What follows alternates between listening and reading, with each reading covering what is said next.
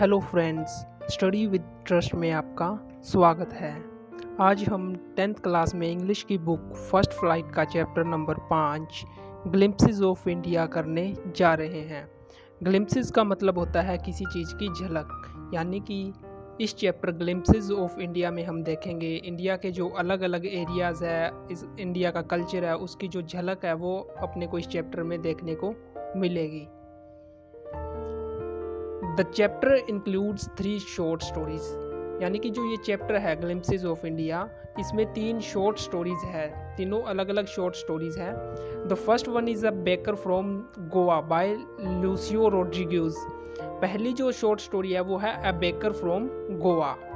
This is a story about a baker and relates the old Portuguese days, यानी कि यह है जो एक शॉर्ट स्टोरी है वो एक बेकर के बारे में है, और जो पुराने टाइम में जब गोवा पर जब पुर्तगाली जब राज कर रहे थे तो उन दिनों की ये जो अपने को याद है वो दिलाता है, यानी कि जो पुरानी जो पुर्तगीज़ रूल्स जो था उस टाइम की झलक है वो अपने को देखने को मिलेगी। The second one is Coorg.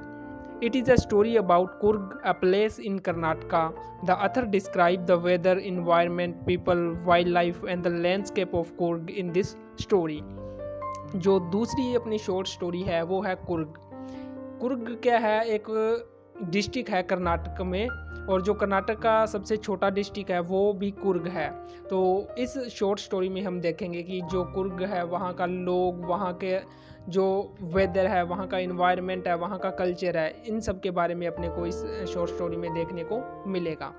The last one is tea from Assam by Arup Kumar Datta. This story is about 2 friends exploring the tea gardens of Assam and also learning the legends behind it. यानी कि जो अपनी लास्ट यानी कि तीसरी जो शॉर्ट स्टोरी है इस चैप्टर में ग्लिम्पसेस ऑफ इंडिया में वो है टी फ्रॉम असम।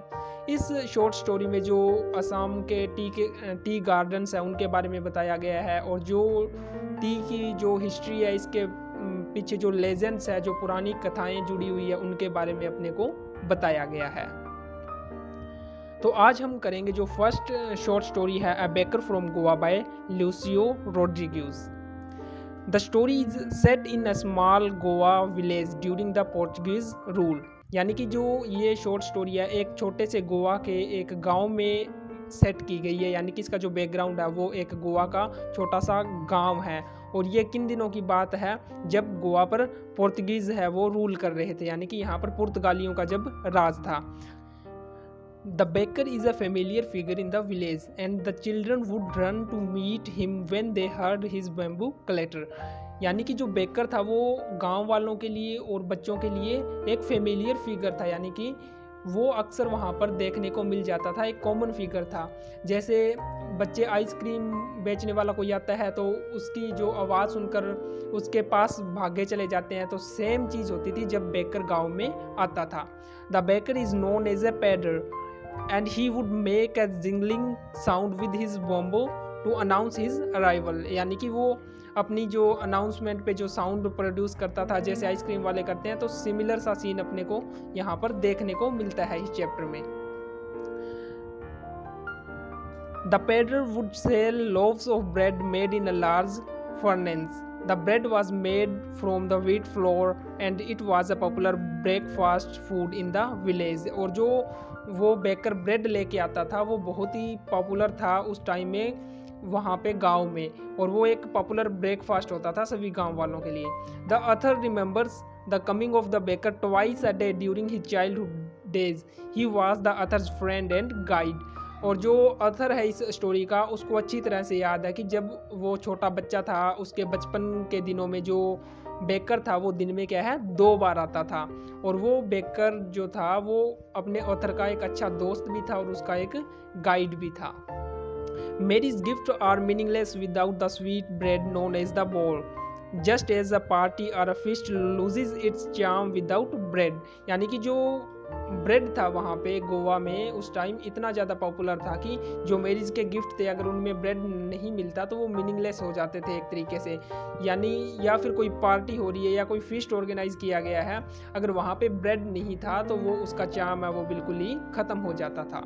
इससे हम अंदाज़ा लगा सकते हैं कि जो बेकर था उसकी कितनी ज़्यादा पॉपुलैरिटी थी, उसकी कितनी वैल्यू थी, और जो ब्रेड वहाँ पे उस कल्चर में कितना ज़्यादा फेमस था। The baker or the bread seller of those days had a peculiar dress known as kabai. It was a single piece long frock reaching down to the knees. और जो baker थे ना वो एक ट्रेडिशनल ड्रेस पहनते थे उस time में जिसको काबाई बोलते थे। ये ड्रेस क्या थी, एक सिंगल पीस ऑफ क्लॉथ से बनी होती थी, जैसे फ्रॉक टाइप थी, मतलब ऊपर से लेके घुटनों तक वो पहुंचती थी। The story highlights the importance of tradition and community in Goa culture. तो ये जो स्टोरी है अ बेकर फ्रॉम गोवा, ये अपने को जो गोवा का जो पुराना ट्रेडिशनल कल्चर था या जो वहाँ की कम्युनिटी थी उसके बारे में अपने को बताती है। इसके अलावा इसमें 2 शॉर्ट स्टोरीज और हैं, वो हम नेक्स्ट पार्ट में कवर करेंगे। Thank you.